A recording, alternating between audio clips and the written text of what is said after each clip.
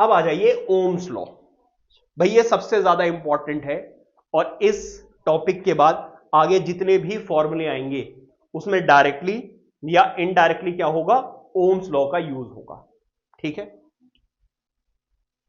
जरा देखिएगा Ohm's law. आ जा भाई, क्या कहते हैं, at a particular temperature, at a particular temperature या फिर at a constant temperature, temperature constant होना चाहिए, टेम्परेचर ऊपर नीचे नहीं होना चाहिए। At a constant temperature electric current is directly proportional to potential difference. मतलब जितना पोटेंशियल डिफरेंस आप बढ़ाओगे उतना करंट बढ़ेगा, जितना पोटेंशियल डिफरेंस आप कम करोगे उतना कम होगा। क्या इतनी बात समझ में आ रही है? अगर करंट डायरेक्टली प्रोपोर्शनल है किसके, पोटेंशियल डिफरेंस के, तो भाई साहब पोटेंशियल डिफरेंस भी डायरेक्टली प्रोपोर्शनल होगा किसके, करंट के। क्या इतनी बात समझ में आ रही है? आपको पता है जब भी ये प्रोपोर्शनलिटी का साइन हटता है तो कोई ना कोई कांस्टेंट लग जाता है, और इस बार जो कांस्टेंट लगेगा वो क्या होगा,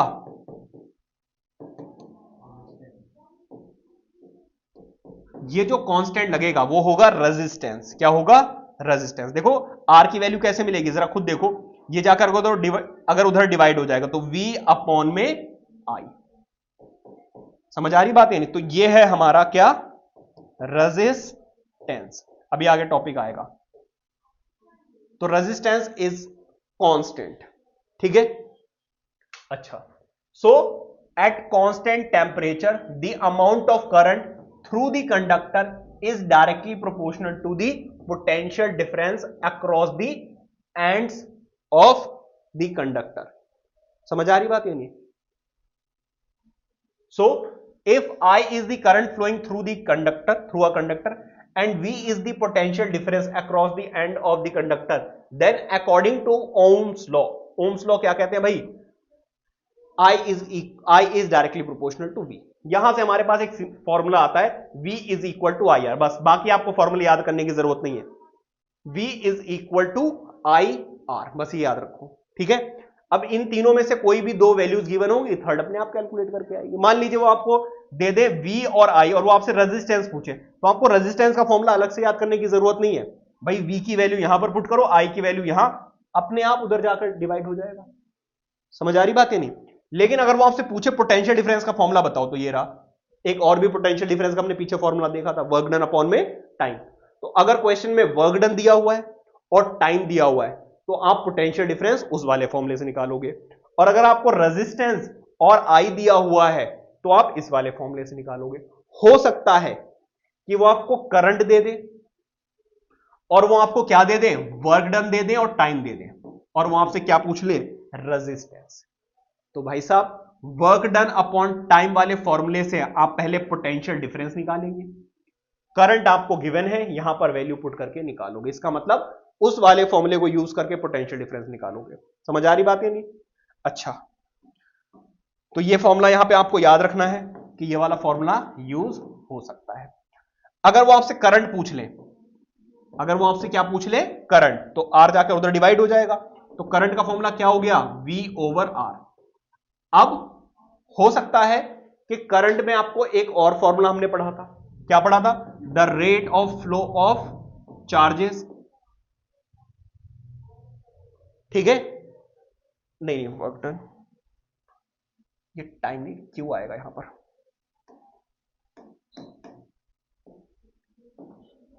ठीक है, work done in moving 1 unit charge. ठीक है, और करंट का फॉर्मूला क्या होता है, Q ओवर टी। तो हो सकता है वो आपको क्या दे दे, चार्ज दे दे और टाइम दे दे, तो आपको करंट यहां से निकालना पड़े, और V और R दे दिया तो आप यहां से निकालोगे। समझ आ रही बात या नहीं? तो अब आपको ये सिचुएशन देखनी पड़ेगी कि आपको गिवन क्या है और निकालना क्या है। ठीक है, हो सकता है कि वो आपको चार्ज दे दे और टाइम दे दे, और वो आपको क्या दे दे, पोटेंशियल डिफरेंस दे दे। अब आपको क्या निकालना है, रेजिस्टेंस। तो पहले इस वाले फॉर्मूले को यूज करके आप करंट निकालेंगे, उसकी वैल्यू यहां पुट करोगे, पोटेंशियल डिफरेंस यहां, तब रेजिस्टेंस की वैल्यू आपको मिलेगी। समझ आ रही बात है नहीं? इस तरीके से न्यूमेरिकल्स होते हैं। तो ये वो फॉर्मूले हैं जो पीछे हमने पढ़े थे, बट आपको याद होने चाहिए कि कैसे इनका यूज करेंगे। तो ये है भाई ओम्स लॉ। अच्छा, यहां पर करंट हम पहले ही पढ़ चुके थे, ठीक है जी। पोटेंशियल डिफरेंस हम पहले ही पढ़ चुके थे। ओम्स लॉ से हमें क्या मिला? रेजिस्टेंस। क्या मिला? रेजिस्टेंस। तो भाई रेजिस्टेंस की डिस्कवरी किसने की? ओम भाई साहब ने की। उन्होंने कहा भाई यार इतनी मेहनत की, कुछ तो मेरे लिए करो। तो उनके लिए क्या किया गया भाई?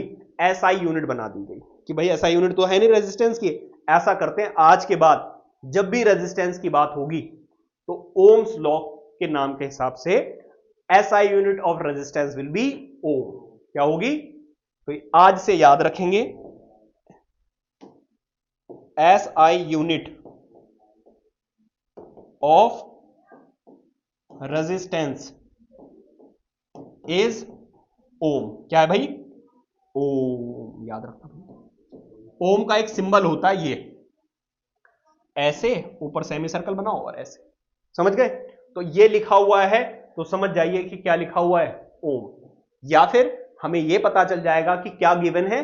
रेजिस्टेंस। बताओ बात समझ में आ रही है नहीं आ रही है? आगे बढ़े।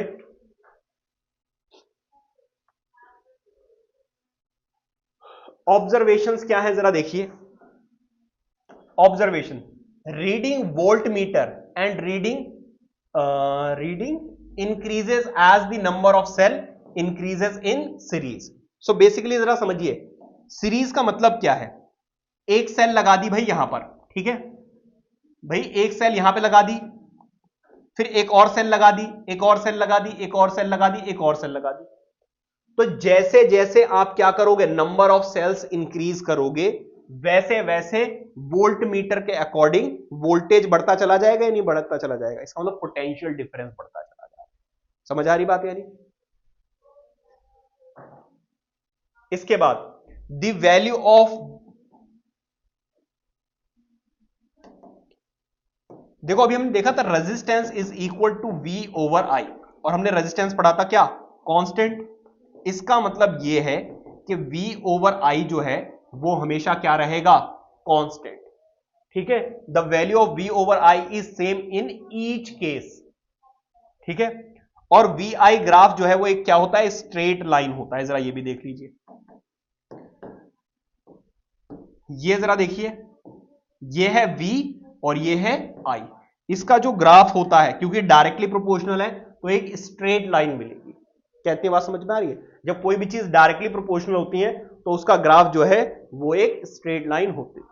ठीक है, तो ये सारी चीजें आपको याद रखनी। ये ऑब्जर्वेशन हमें मिलती है किससे? ओम्स लॉ से, कि जैसे जैसे नंबर ऑफ सेल्स इंक्रीज होंगी वैसे वैसे क्या इंक्रीज होगा? वोल्टेज इंक्रीज होगा या फिर वोल्ट मीटर की रीडिंग इंक्रीज होगी। ठीक है, दूसरी चीज v over i is a constant which is known as resistance. ठीक है, इसके बाद V I graph is a straight line passing through the origin. ठीक है, आगे बढ़े।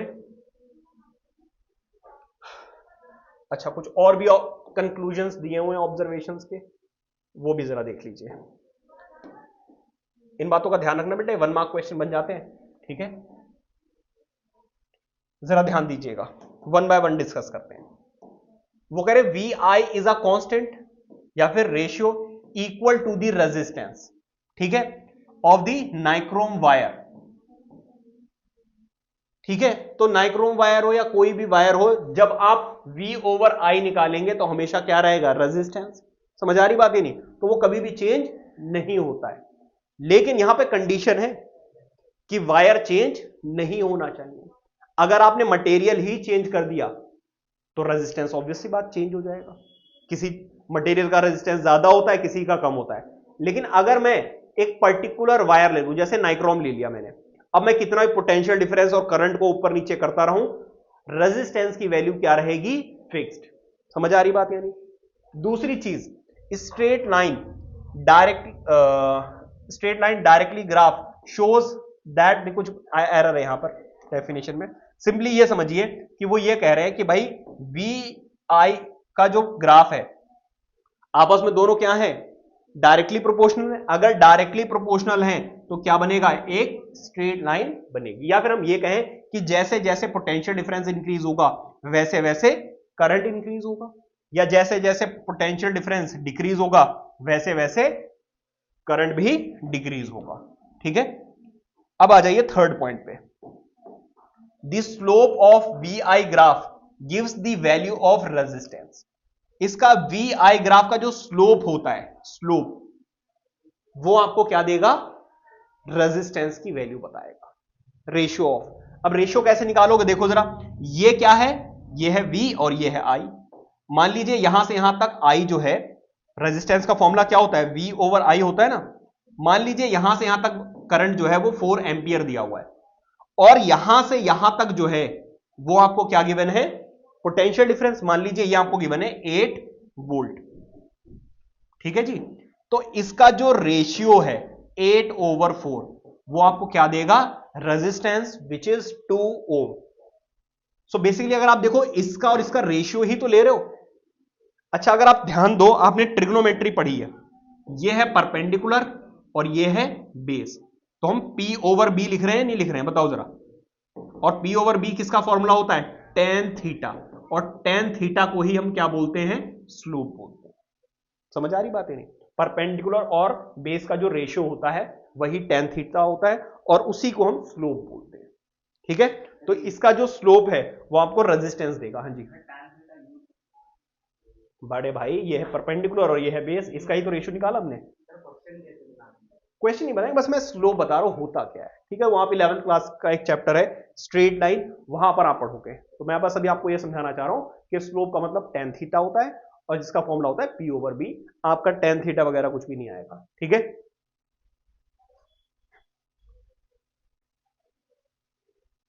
अब कुछ चीजों की वोल्ट मीटर, पोटेंशियल डिफरेंस और बाकी चीजें गिवन है, जरा ध्यान दीजिएगा। The slope of graph between potential difference and current gives the resistance of conductor, जो पीछे हमने देख लिया। If we take the potential difference V on y axis and current on x axis, the resistance directly proportional to the slope of graph, जो मैंने पीछे बना के दिखा दिया। अब यहां पर आ जाइए, ऑब्जर्वेशन इन टेबुलर फॉर्म। ये एक्चुअली क्या है? एक एक्सपेरिमेंट है। ये क्या है? एक एक्सपेरिमेंट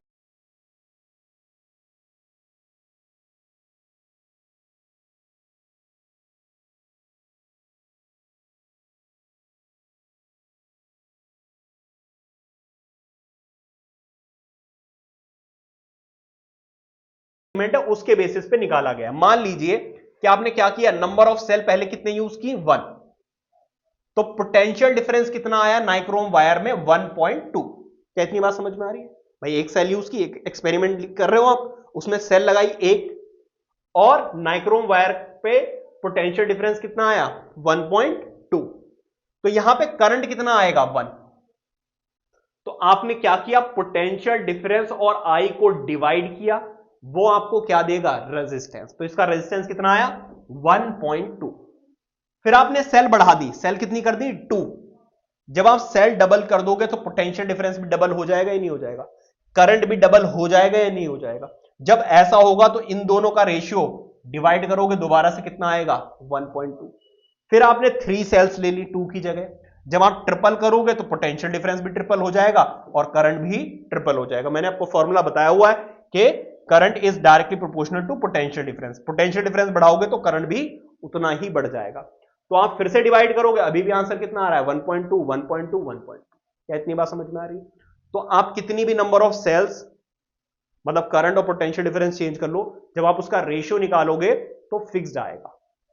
अब मान लीजिए आपने ले लिया कॉपर, तो कॉपर का हो सकता है, मुझे पता नहीं है, कॉपर का मान लीजिए 0.8 आता है रेजिस्टेंस, तो ऊपर भी 0 आएगा, नीचे भी 0.8, यहां पर भी 0.8, यहां पर भी 0.